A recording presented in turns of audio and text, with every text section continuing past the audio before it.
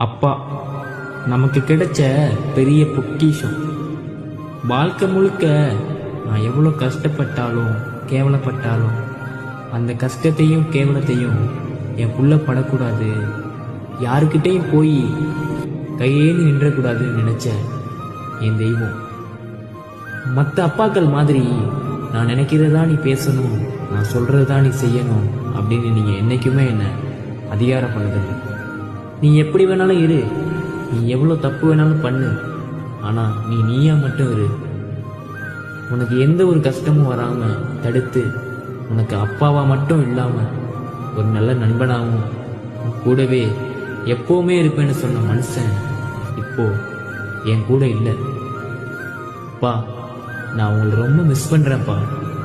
வாழ்க்கையில் நான் கஷ்டமே படக்கூடாதுன்னு நினச்சேன், நீங்கள் என் கூட இல்லாத நினச்சி